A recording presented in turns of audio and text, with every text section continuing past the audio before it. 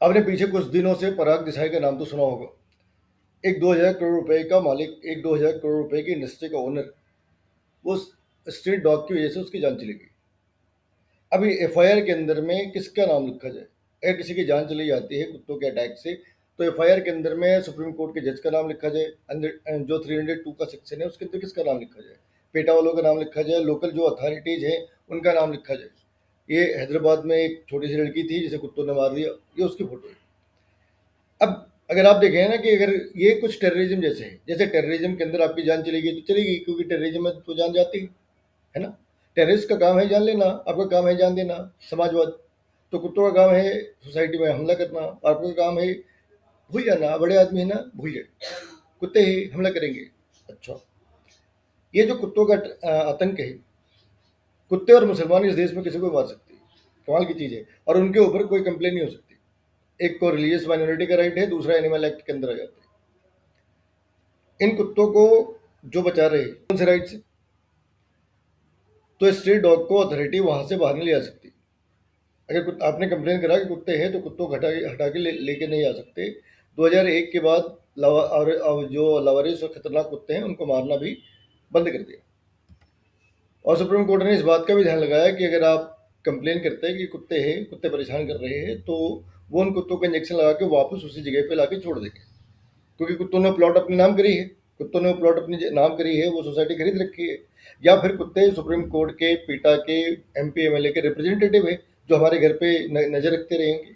आप हिंदुस्तान के अंदर कहीं बम फोड़ दे, इंटरनेट पे डाल दे कि ये बम हमने फोड़ा है, मेरा नाम अलकायसा अलमायसा अलतायसा है, आपके अकाउंट और एक अकाउंट नंबर दे दे, आपके अकाउंट में शाम होते होते अरबों रुपए आ जाने हैं। फिर आपने देखा कि आपके लिए हिंदुस्तान के अंदर कितने लोगों ने दलाली करी थी। 4 सुप्रीम कोर्ट के जज थे, 3 एमपी था, 2 मिनिस्टर था, 15 15 एसपी थे, 14 डीएम थे, आपने सबको थोड़े थोड़े पैसे दे दिए। वो सभी आपके लिए काम करते रहेंगे। किसी ने टेररिज्म रिपोर्ट करी तो उसको बंद कर दो।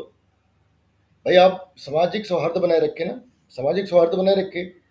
घटनाएं हो गई, उसको घटनाएं हो गई, वो माइनॉरिटी राइट है, रिपोर्ट करना, क्राइम है। तो वहां तो समझ आते हैं कि ये यहाँ पे मुल्लों के पीछे क्यों खड़े रहते हैं, लेकिन ये कुत्तों के पीछे क्यों खड़े, कुत्तों के साथ क्यों खड़े? मतलब सुप्रीम कोर्ट का जज है, वो कुत्तों के साथ क्यों खड़े? एक आदमी पीआईएल लेकर को सुप्रीम कोर्ट पहुंच जाता, उसे पीआईएल के पैसे कुत्ते देते हैं क्या? कौन देता है पैसे उसे? ये जो एनिमल लवर है, जिन्होंने बड़ी बड़ी ऐसी गाड़ियाँ खरीद रखी है, इनके पॉश इलाकों में ऑफिस है, ये पैसे कौन देता है? कुत्ते देते हैं क्या इनको? तो ये पैसे इनके पास आते कहाँ से? क्या कभी सोचे हैं कि इस देश के अंदर हर साल एक 1.6 करोड़ लोगों को कुत्ते काटते हैं? उन कुत्तों की जो ट्रीटमेंट कॉस्ट है, ट्रीटमेंट कॉस्ट का ये मतलब नहीं कि जो एंटी रेबीज इंजेक्शन है वो लगा दी। भाई रेबीज इंजेक्शन लगाई, डॉक्टर ने कंसल्टेंसी के पैसे लिए। आप ये मान लें कि एक रेबीज के इंजेक्शन के ऊपर जो 14 इंजेक्शन लगते हैं, उन सबको मिला के अगर 3000 रुपये लगा ले, तो ये करीब 4800 करोड़ रुपए का, 4800 करोड़ रुपए का ये बिजनेस है। तो बेनिफिट किसे है? जो लोग एंटी रेबीज वैक्सीन बना रहे, जो रेबीज की ट्रीटमेंट कर रहे। तो अगर 4800 करोड़ रुपए का बिजनेस है साल भर का, मतलब कुत्ता आपको काटे ये भी एक बिजनेस है। तो 4800 करोड़ रुपए का बिजनेस है।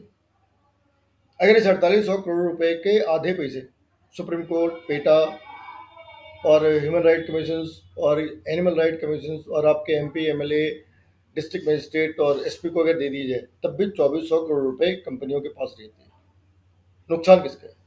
2400 करोड़ रुपए जज खा रहा, पुलिस खा रही, और 2400 करोड़ रुपए कंपनी खा रही, नुकसान किसका है? तो अगर इन कुत्तों से इनको इतना ही प्यार है, तो कोर्ट के अंदर आवारा कुत्ते क्यों नहीं दिखते? किसी सुप्रीम कोर्ट के जज के कैबिन में 4-5 आवारा कुत्ते क्यों नहीं घूमते? अगर नहीं घूमते हैं और कुत्तों का घूमना राइट है, तो 4-5 आवारा कुत्ते हर एक सुप्रीम कोर्ट के जो जजेज हैं उनकी कैबिन में डाल देते। कैबिन में डाल दो, तुम्हारा पैर है तो अपना पैर देखो, उसके बदले दूसरा आदमी क्यों भुगतेगा? तो यहाँ पे हो क्या रहा, एक नेक्सस है, एक सिंडिकेट है, एक गैंग है। गैंग में 3 जने हैं, कोर्ट, फार्मा कंपनी और ये वोक्स। जो सरकारें रही तो ये ईस्ट इंडिया कंपनी की बनाई चीज़ें उछलने लगी। अब सरकार मजबूत हो गई है। मजबूत सरकार को सोचना चाहिए कि ये विदेशी ताकतें हमारे देश में इतना क्यों नाचती रहती है सुबह